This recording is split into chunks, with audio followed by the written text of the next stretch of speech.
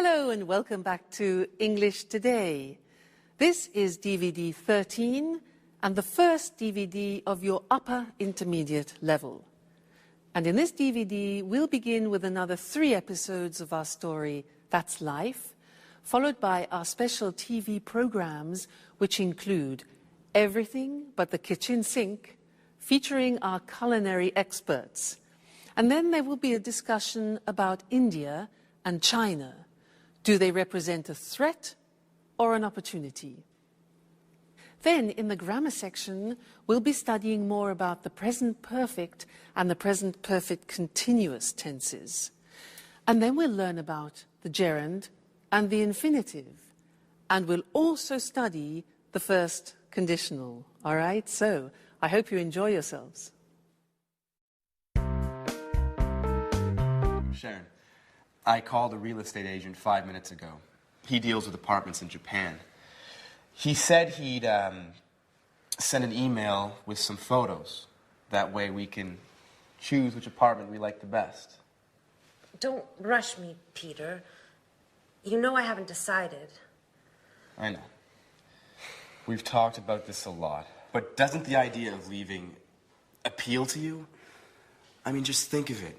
A new country, a new life together, new experiences. Now, I'm really enthusiastic about this opportunity. It's not every day you have a chance like this.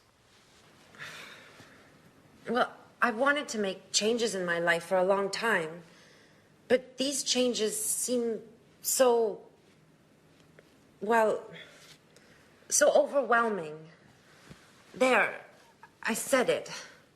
I've never been to Asia, and I'm frightened of going there to live. But I told you that Alice has been there.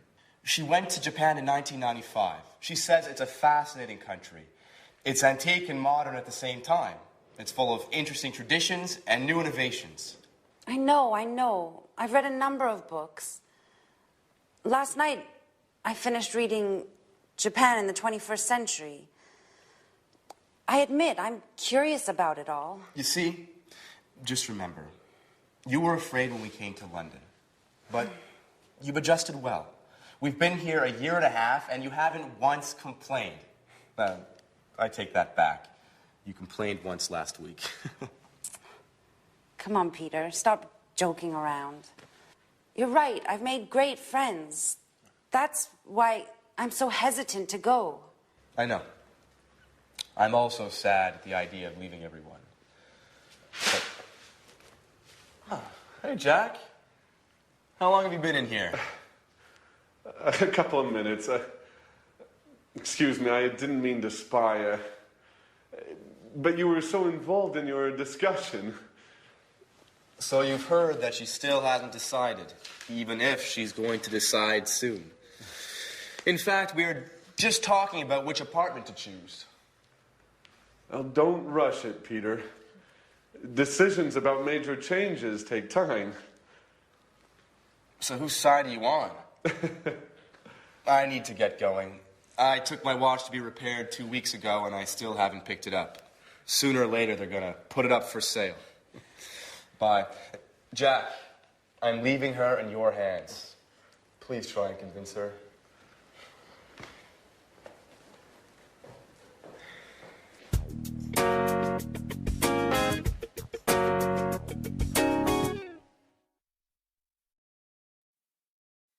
Hello again and welcome back to English Today, your live TV program where you can learn the English language.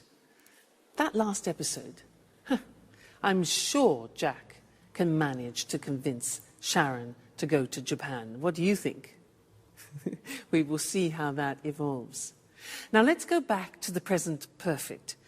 Remember that we have learned so far that we use the present perfect with genie, just, ever, already, never, and yet.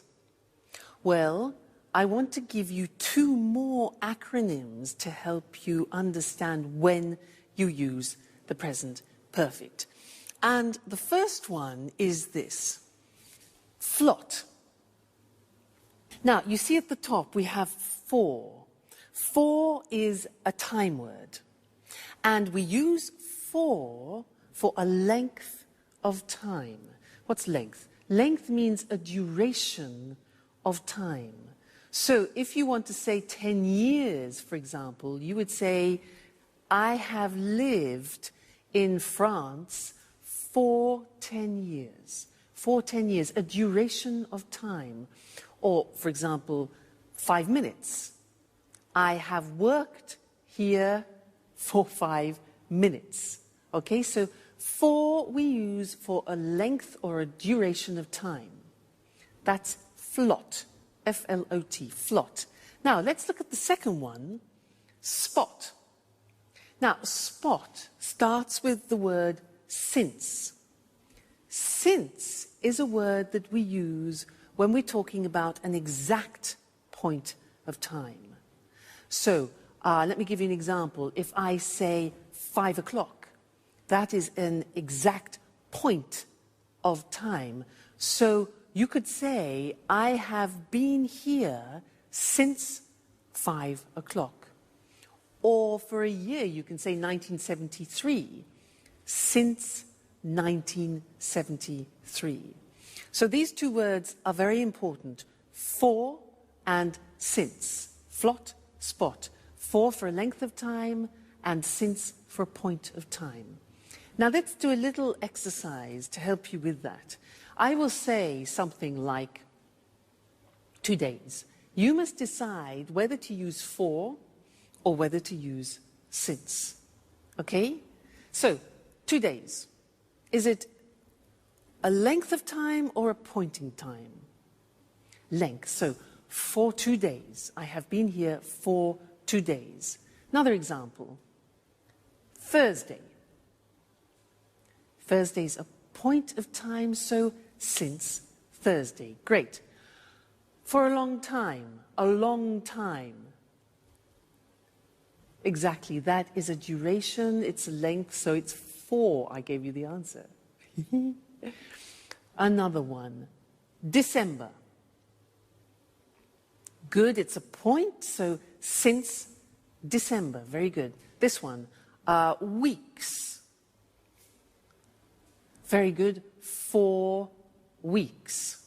Okay, fine. Let's think of another one. 2001.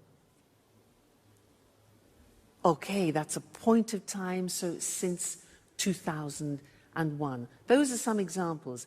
Let's go to the screen now, and I'll show them to you in a written form. That way you can memorize them and fix them, okay? So, flot and spot. There we have it. For a length of time, flot. So this is to express duration. The examples, I've lived here for 10 years. Then, he's known her for ages. Now, for ages means for a long time, okay? Then we had spot, which is since, and we use it for a point of time. The examples, she's worked there since the 7th of June. Point of time, that's a date. And they've been here since 1978, a year. Okay, so flot and spot. Now, the interesting thing is that when we ask questions about that, we use the word how long. For example, how long have you been here? And we use the present perfect. Look at the screen. We say, how long have you lived in Cambridge? And the answer would be, I've lived in Cambridge for 10 years or since 2001. You see? Now, remember that how long is different to how many times. How many times is 1, 2, 3, 4, 5. How long is a period of time? Okay? Another example. How long has he worked there? Answers. He's worked there for 10 years, or he's worked there since 1973. All right? Now, just look at the examples we practiced. We have for 2 days, for ages, 4 weeks, for a long time, duration, then since Friday, since 5 o'clock, since 2001, since I was young, and since December. Great. Okay, so there we have it. We have genie, just, ever, already, never, yet. We have flot and spot, which is for and since.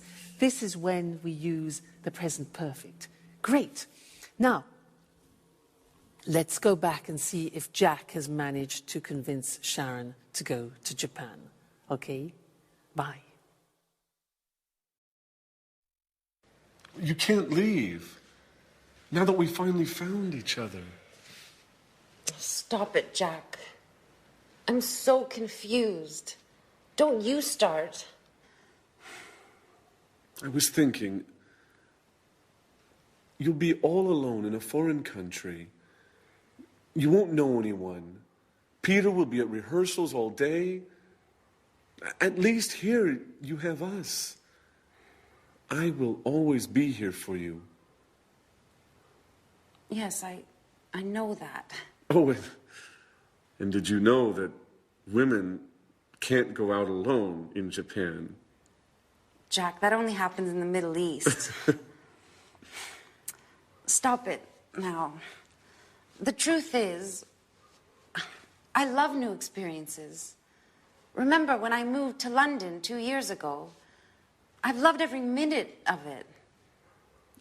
But that's not what you told Peter. I said it on purpose. You know I want him to slow down. I heard what you said 5 minutes ago. You were sincere. You weren't joking. You misunderstood, Jack. I'm not afraid of leaving. I've lived in a lot of different places in my life. I've done a lot of things. I've worked as a babysitter, as a tour guide, as a waitress. I'm sure I'll find something in Japan. I know you all too well, Sharon.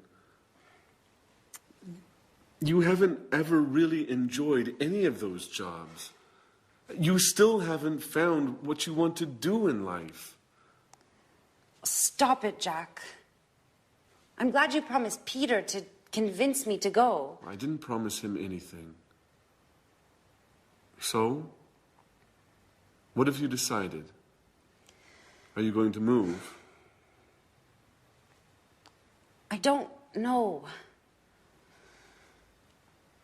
I think I will. Yes. I'm going to move. If you've already decided, why did you have a job interview yesterday afternoon? Who told you that? Anne? No. I haven't spoken to her for days. So how did you find out? It doesn't matter. So,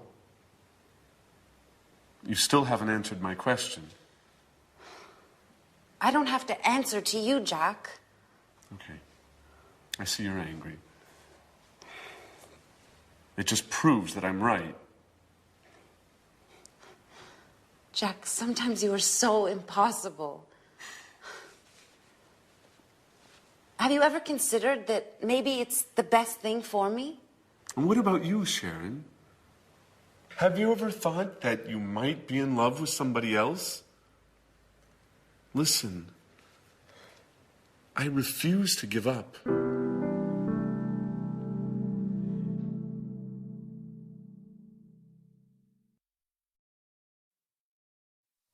Love is difficult, isn't it?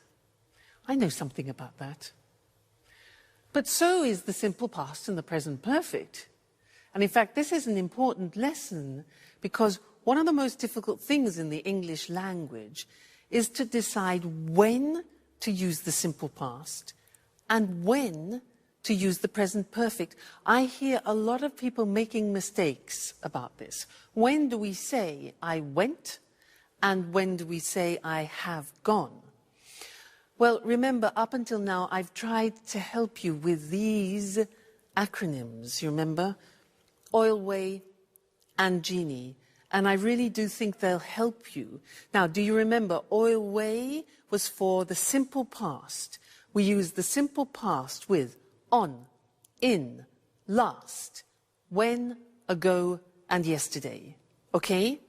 And we use the present perfect with just, ever, already, never, and yet. Be careful, There are two A's. This is already, this is ago. Okay, so be careful there. So when you are speaking English, you have to make these choices. What do I use? Simple past or present perfect?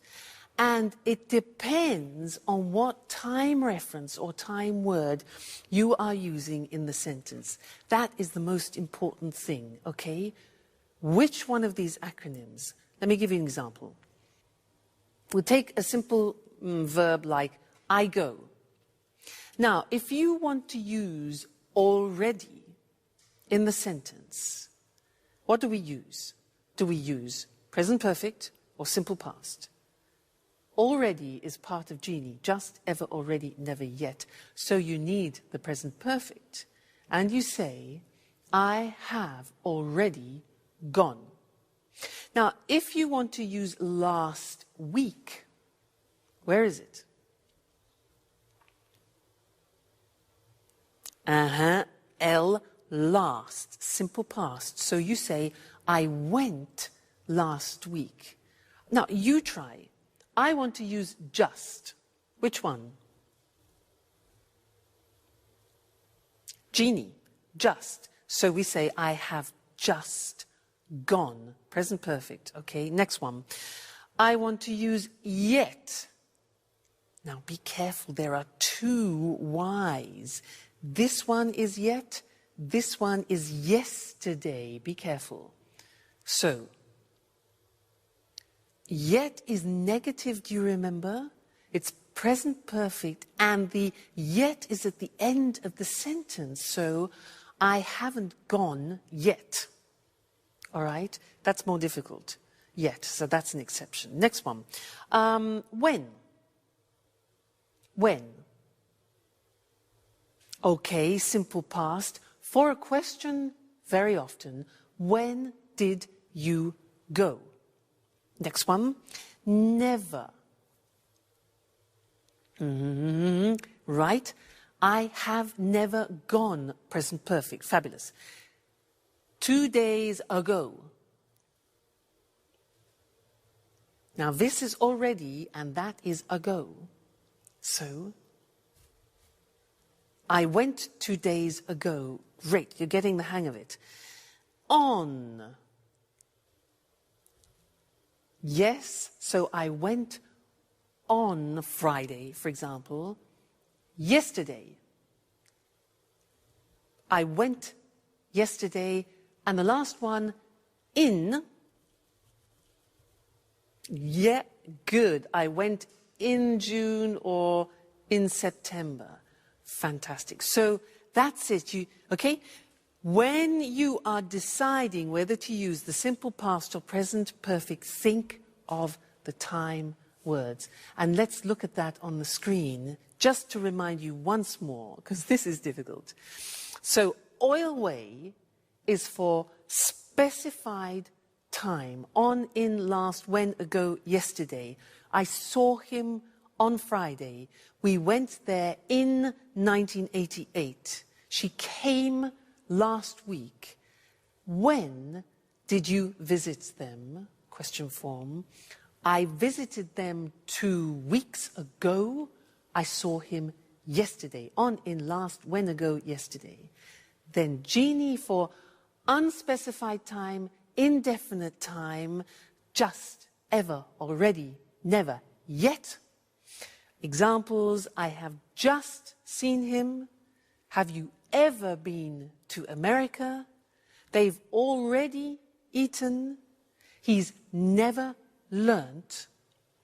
And have you met them yet? Okay, yet at the end. So please try and memorize these. Oil way, genie, and think about it when you have to decide between simple past and present perfect. All right? Good luck. And I'll see you again soon. Bye.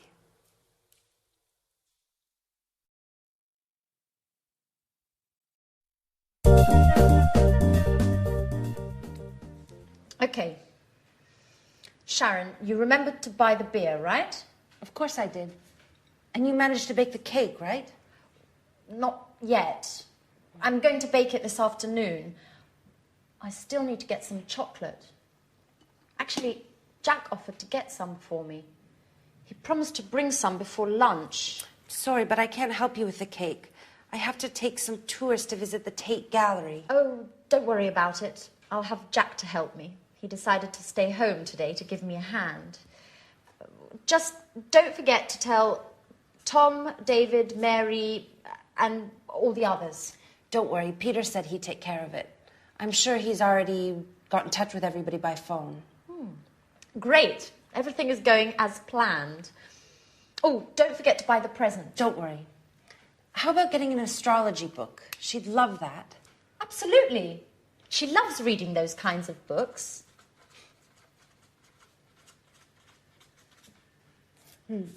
I hope I can get it before I go to work. By the way, have you heard anything from Mr. Dubois? Well, he told me he expected to come, but couldn't confirm. Well, you know how it is being so busy and everything. It's hard for him to give a definite answer one way or the other. I imagine being a stage director is difficult. Alice would be so happy if he comes. Yes, she will. Anyway, Mum's the word. If you say anything, it won't be a surprise. Hey everyone, what are you up to? Oh, nothing important. Oh, I almost forgot. Happy birthday, Alice. So, what have you arranged to do this evening? Well, I considered celebrating with you guys. I mean, if you want to. Oh, I'm really sorry, but, well, Jack has arranged to eat out this evening with his colleagues, and he can't put it off now. And, well, I agreed to correct some reports. Oh, I see. What about you, Sharon? Oh, I'm terribly sorry, but I agreed to go to the theatre with Peter, and he won't be finished rehearsing before midnight. But I thought... Well, I know we promised to have a party, but why don't we postpone it? It's just not possible today. What a shame. I can't stand the thought of being all alone on my birthday.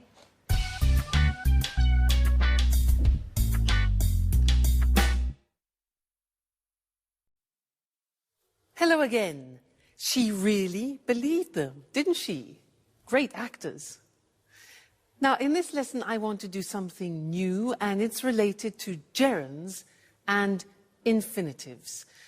In that last episode, our friends used some quite complicated sentences, which I want to look at with you now. Anne said, Jack offered to get some cake. Do you notice that there are two verbs together there? Jack offered to get some cake. Now, offered here is followed by an infinitive. That's one example. The next example is, she said, he promised to bring some before lunchtime. He promised to bring some. Promised is followed by an infinitive, promised to bring. Then Anne says, she loves reading. Loves reading. Now, love is followed by a gerund. Then Sharon says, yes, I imagine being a stage director is difficult. I imagine being. Gerund. So here we have offer, which is followed by an infinitive, promise, followed by an infinitive, love, followed by a gerund, and imagine, followed by a gerund. And you're probably thinking, so how do I learn these? Well, you have to learn them by heart, as we say. Yeah, there's no other choice. So let's go to the board now, and I will show you how it works. And unfortunately, like the simple past irregular verbs, it's all a question of memory. So, as we said, when you have a main verb followed by another verb, sometimes it's in the infinitive, sometimes in the gerund. Let's look at some examples. You managed to bake a cake. The verb manage is followed by an infinitive. Jack offered to get some. He promised to bring some. I have to take some tourists. Have to in the sense of obligation. What have you arranged to do? Arranged plus infinitive. I agreed to correct some reports. So there you see manage, offer, promise, have, arrange and agree are followed by the infinitive with to. Let's move on to the other examples where verbs are followed by the gerund. She loves reading. So love followed by reading. Gerund. I imagine being a director is difficult. Imagine followed by gerund. I considered celebrating. Considered followed by gerund. Celebrating with you guys, and he won't finish rehearsing before midnight.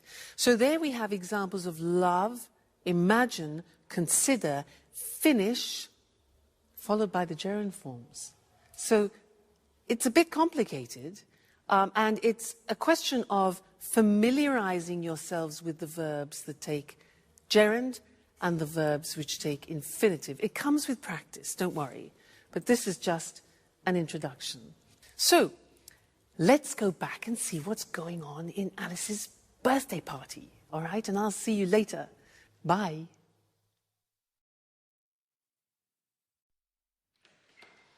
Hey, is anybody home? Oh. That's right, I forgot. Everyone's busy this evening. What a shame. I resent having to spend my birthday all alone. Hey, what's happening here? Surprise! Happy birthday to you. Happy birthday to you. Happy birthday, dear Alice. Happy birthday to you. Oh, I'm so happy. I didn't expect to find anybody here. I thought I had to spend my birthday all by myself. Oh, did you really think we would forget to celebrate your birthday? Well, yes. You played quite a trick on me. And you fell for it. Come on, everyone. A toast to Alice. Oh, wait. Before we make a toast, we have another surprise. Another surprise! Daddy!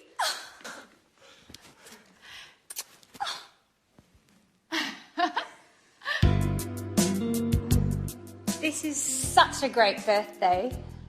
How did they talk you into coming? Alice, dear, how could I miss your birthday? Work is important, sure, but nothing is more important than my dear, sweet, only, lovable, adorable little girl.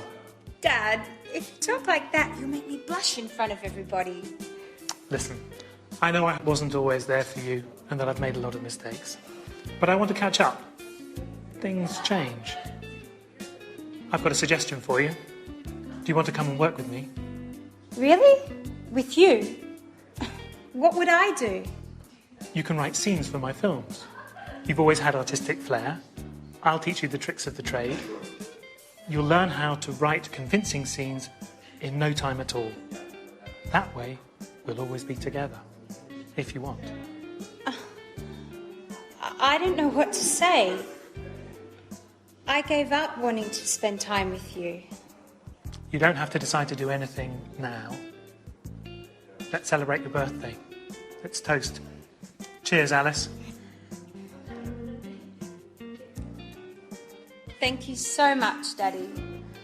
This is the best birthday of my entire life.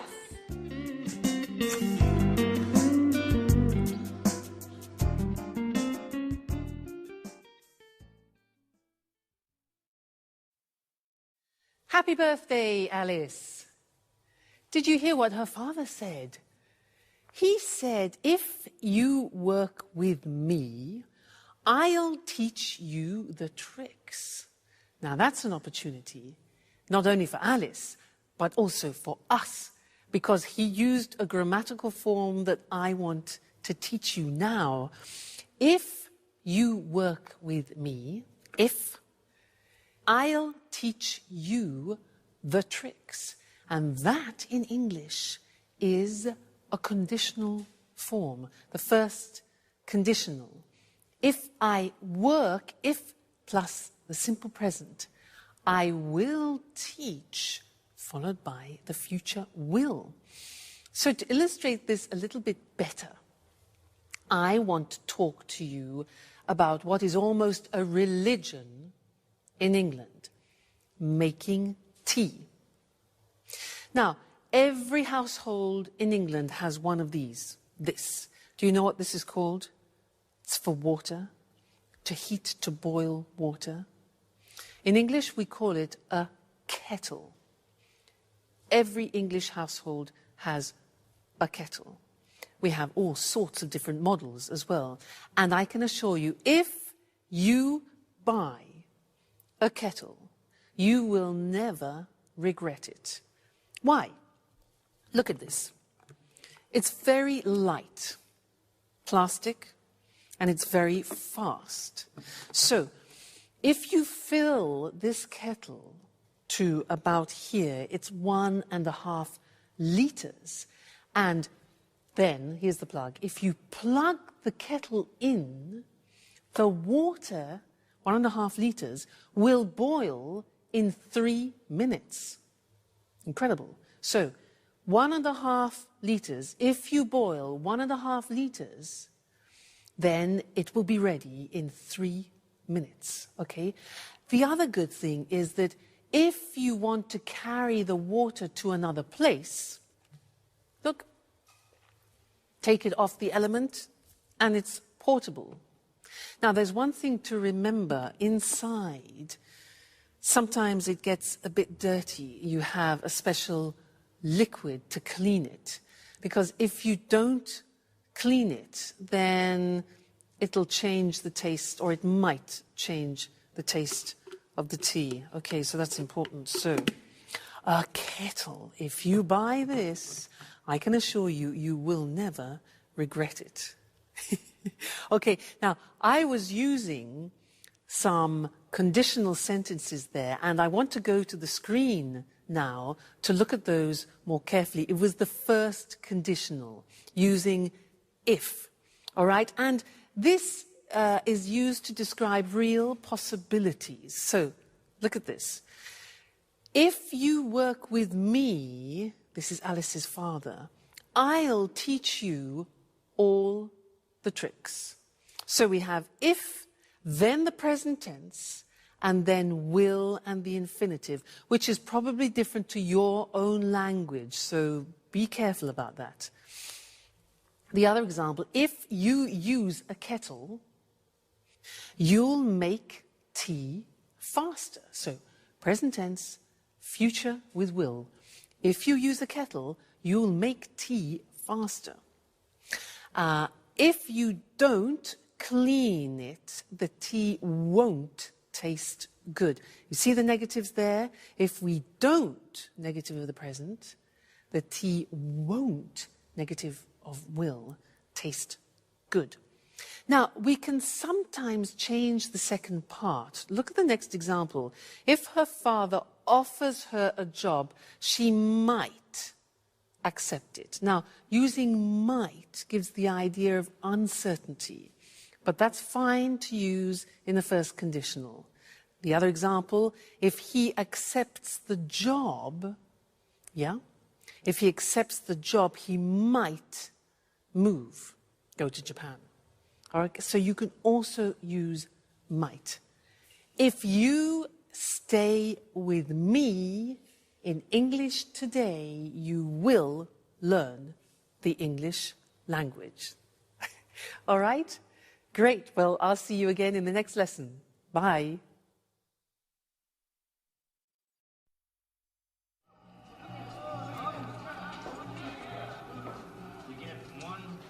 Hi, Jack.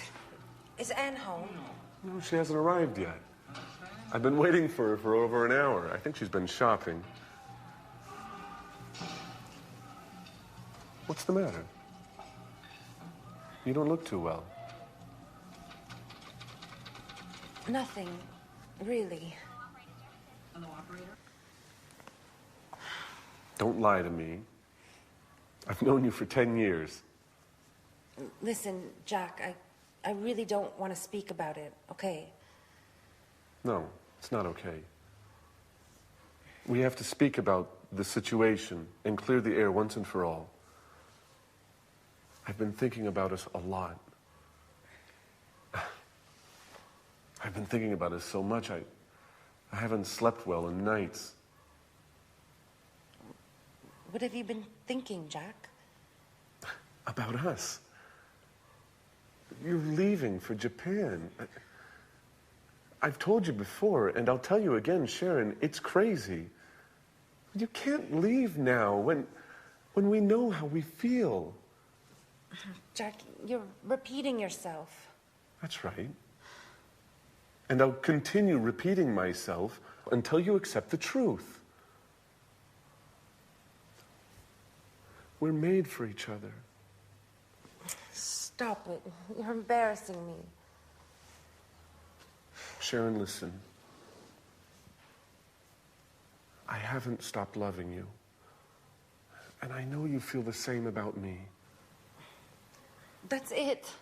I said stop it and I meant it. Look, you've made me cry. And anyhow, how do our feelings change anything? How do they change anything? They change everything. You must tell Peter immediately about everything. Tell him you won't go.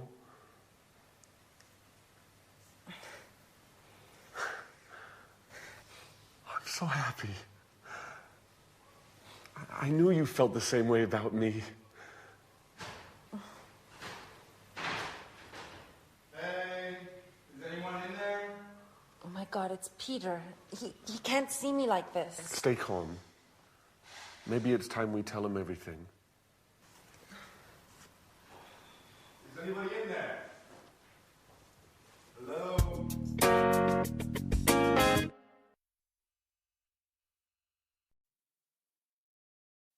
Hello, everyone, and welcome back to some more English today. It's the moment of truth for Sharon, isn't it?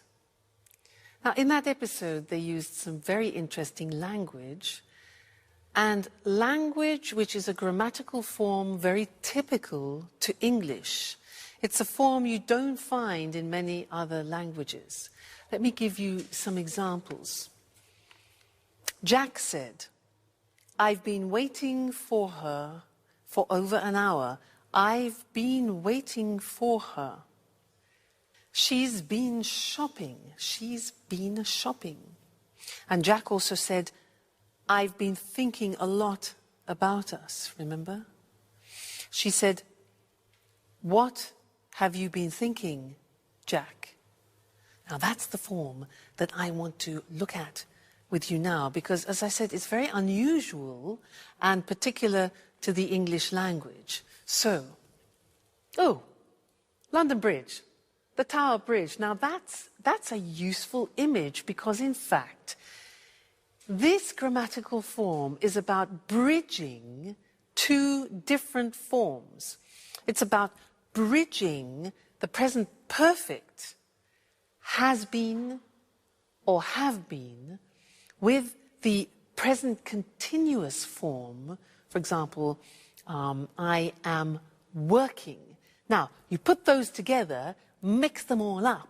Ding, bingo, you get the present perfect continuous. You see, the taxi joins the two together. That's great. I'll give you an example. I have been teaching for years. Now, what does that mean? It means that I started it in the past, this action, and I am still continuing it now. So I started in the past, have been, and I'm continuing now the continuous. I have been teaching English for years. Okay, let me give you another example. Yoga. I started yoga 5 years ago. I'm still doing yoga now.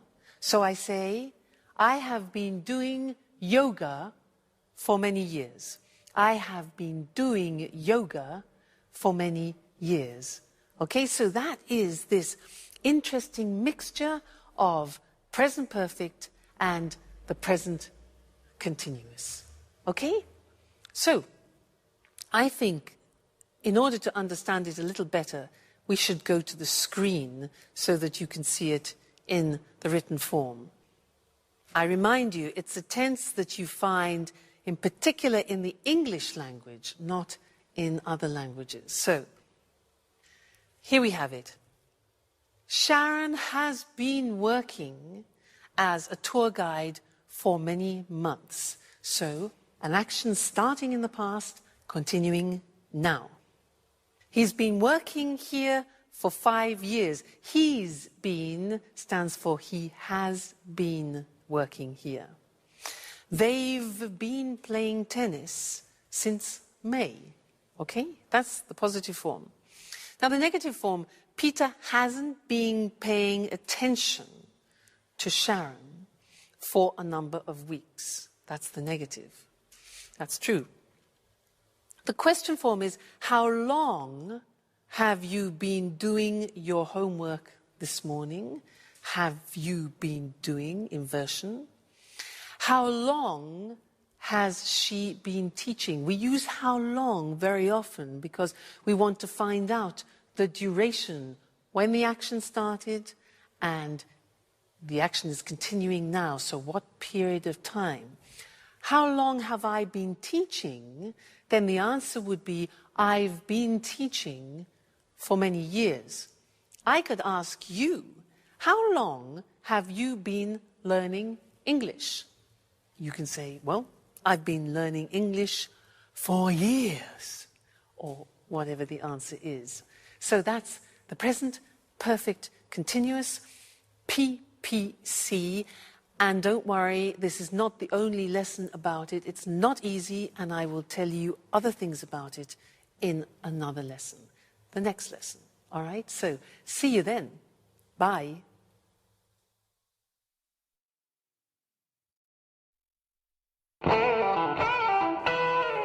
Jack? Sharon?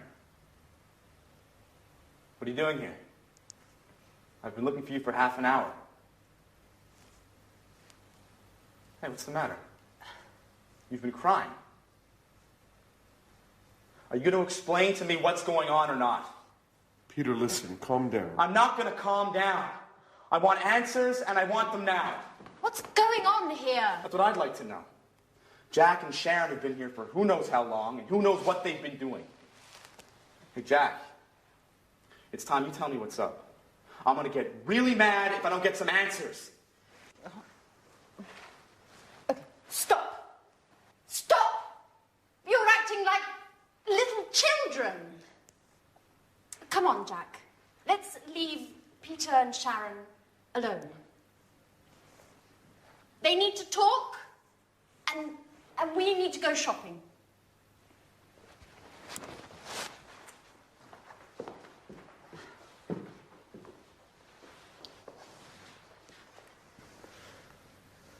So, Sharon? What's going on? Peter, I have to tell you something I've never told you before.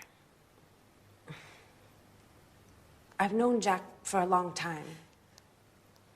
We went to the same university together, and, well, we were once engaged. What? So that's why Jack came to live here.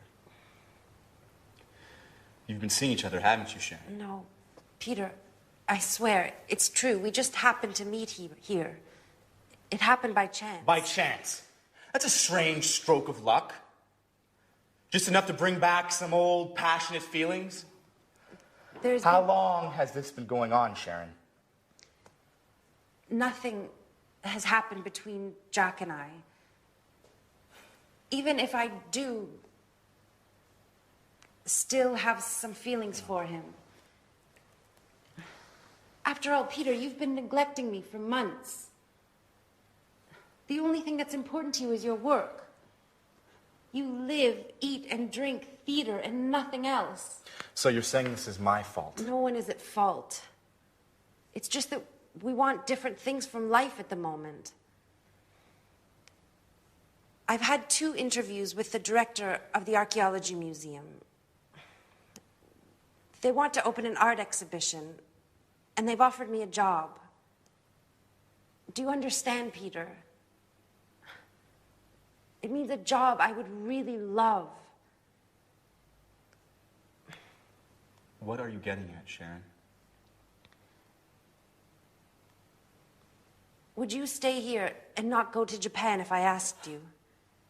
What kind of question is that? Answer me, Peter. It's important. I've accepted the job. Without asking me. How could you? And did you ask me about Japan? Did you, Peter, huh? Are you willing to stay here with me?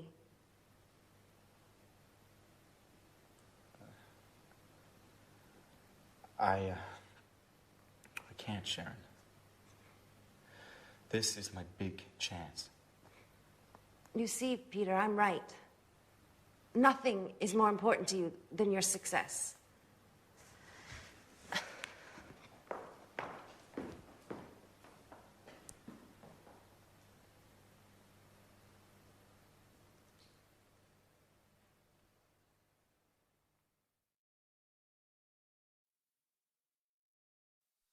So this is our moment of truth.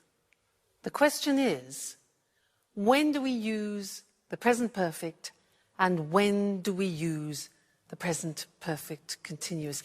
Many people ask me this. They say, Louise, but when do we use the present perfect? I have gone, I have seen, I have done. And when do we use the present perfect continuous? I have been working, I have been learning.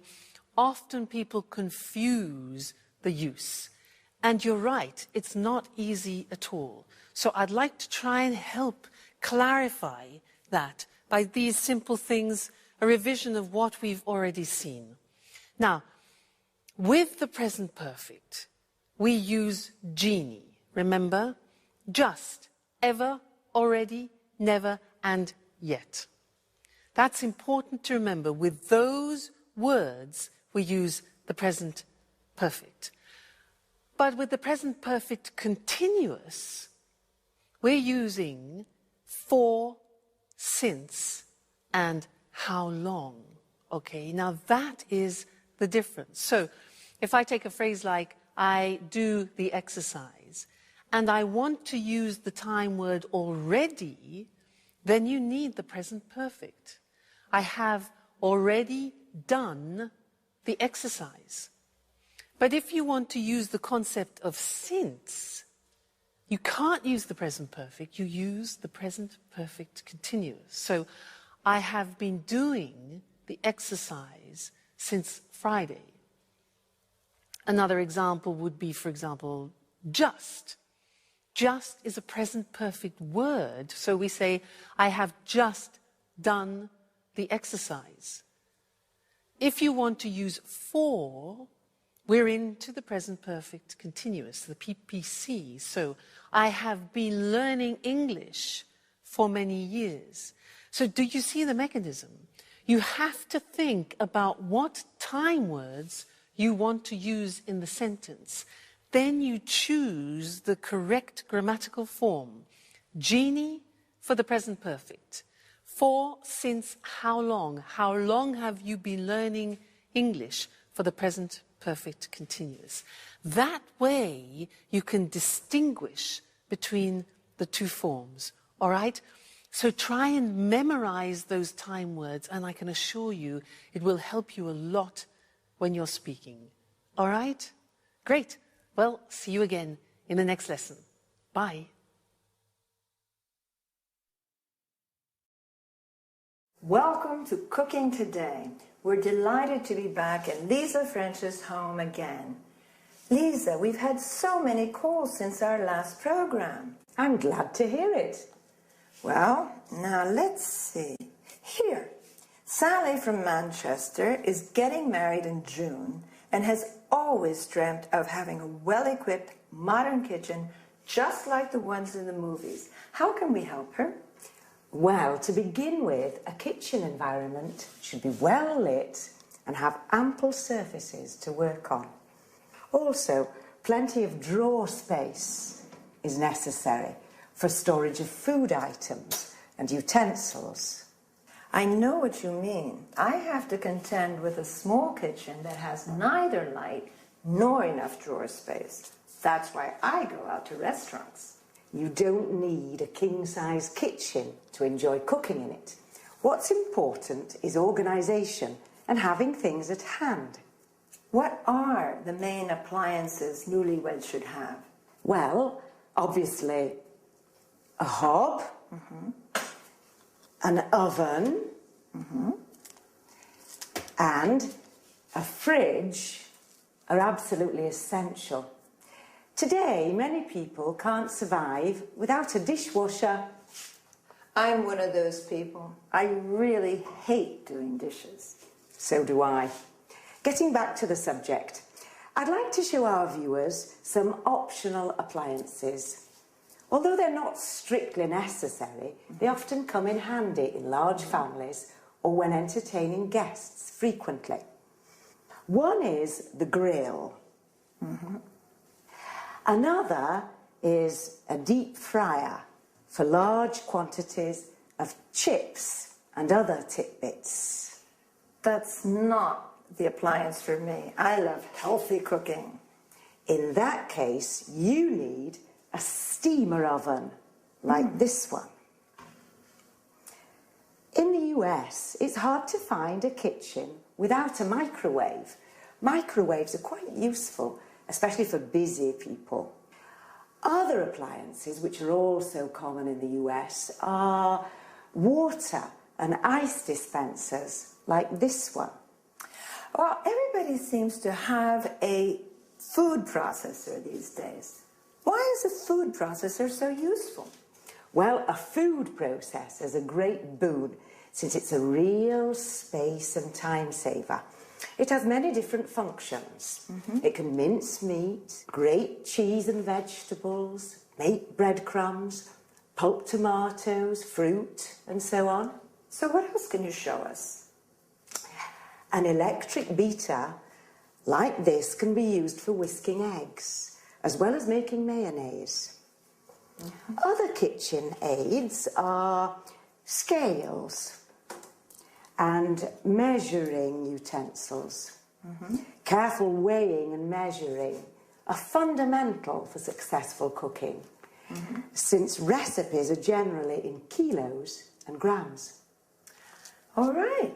There are a lot of other things that we could talk about, but unfortunately our time is up. Lisa, once again, it's been great being here. Thank you for your help. You're welcome. Well, let's analyze some of the vocabulary used by Lisa. Talking about the appliances for cooking, she spoke about a hob, or U.S. stove, where you cook food, an oven, where you roast or bake food, a grill, where food is cooked by strong direct heat. As we saw, the following machines can be optional.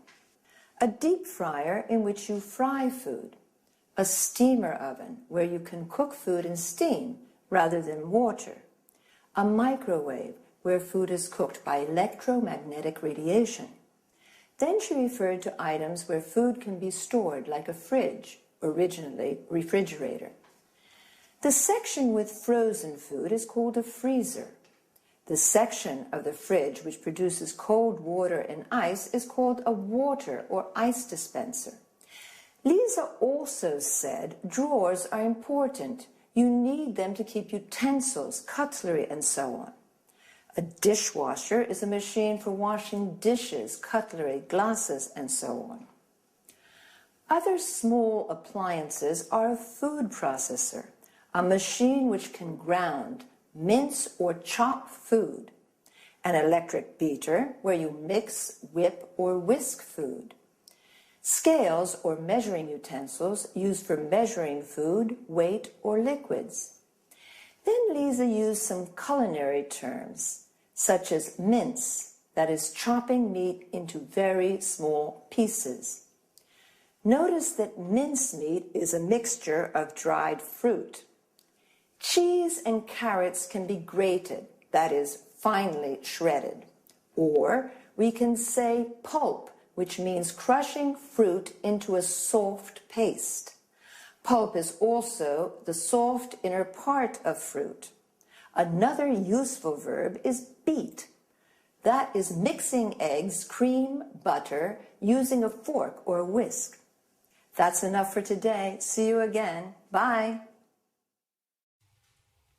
Hello, everyone, and welcome to Let's Talk, the evening discussion show with our two commentators, Tom and Marie. Good evening, everyone. Good evening. Well, let's talk business tonight. Let's talk about some important developments in the global economy. Let's talk about new markets and new commercial opportunities. In particular, I'd like to know what you think about the extraordinary economic growth that's taking place at the moment in some parts of the world. Are you referring to China? Yes, and also to India. You know, for the last 5 years, the economies of these countries have been growing at almost double-digit rates. In 2005, the Chinese economy grew by 9.9%, the Indian economy by 8%. Compare this with an average of only 1.3% in Europe's Eurozone. How do you see these developments? Is this enormous economic growth an opportunity or a threat for European producers? Well, I'm rather concerned about it, and I believe that many European industrialists are concerned too. These two Asian giants with their enormous populations are threatening European manufacturing and jobs. The fact is that labor costs are so low in China and India that European manufacturers just can't compete. Sorry, Tom, but I really don't agree with you. I don't see these growing economies as a threat to European producers. I believe that China and India offer new, important markets to European manufacturers. You know, both countries have middle classes that are becoming larger and larger. These people are becoming wealthier and are looking to spend their money on luxury goods made in Europe. So, Maria, according to you, European companies can sell their high-quality goods to middle-class Indians and Chinese. Exactly. In this way, European exports to China and India are predicted to increase. Just a second, Marie.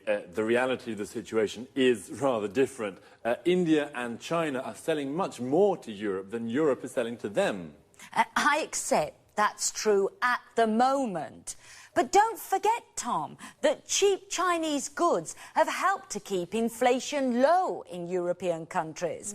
And this has helped keep interest rates low too. So, consumers have been able to save money and spend this money on other things. Well, I agree with you that European consumers and industrialists have benefited from trade with China. Of course. What's more, today, more and more European companies are building factories in China or are having their goods produced there. Exactly. That's the problem, Marie. European industrialists are deciding to have their goods produced in these countries because labour costs are lower. If we continue like this, lots of factories in Europe will close and the number of unemployed will rise. Well, I can certainly see that you have different opinions on these issues. I think you're both right. Like most things in life, economic growth in China and India has its good and bad points. It can either offer commercial opportunities to some European producers, but it can also pose a threat to other sectors of European manufacturing. Okay, let's say goodbye to Tom and Marie. Goodbye. Goodbye. Goodbye to everyone, and see you again for another appointment of Let's Talk. So, we've just spoken about developments in the global economy. The global economy is the economic system of the world. An important development is the economic growth in China and India. Economic growth is the development of an economy. The Indian economy grows by 8%. Notice the use of by. The Chinese economy grew by 9.9%. Here, notice also how we say 9.9. Is this economic growth threatening to European producers? A threat is a danger, and the verb to threaten means to put in danger. One opinion is that the economic growth of India and China is threatening European producers. Producers are companies that make products. Another word for producer is manufacturer. Why is it a threat? Because there are low labor costs in India and China. Labor costs are how much a company pays its workers to produce something. The number of unemployed will increase in Europe. This is the number of people without a job. We say someone is unemployed when they don't have a job. Another opinion is that it isn't a threat. Actually, it's creating new commercial opportunities for European manufacturers. New commercial opportunities are new markets for products or the chance to sell more to existing markets. Just quickly, before we run out of time, there are a few useful expressions for discussions I'd like to look at. A polite way of asking someone's opinion is, I'd like to know what you think about. When you strongly disagree with someone, you can say, sorry, but I really don't agree with you, or just a second. But if, on the other hand, you agree, you can say, I accept that's true, or I agree with that. Well, that's all the time we have for this time. See you soon.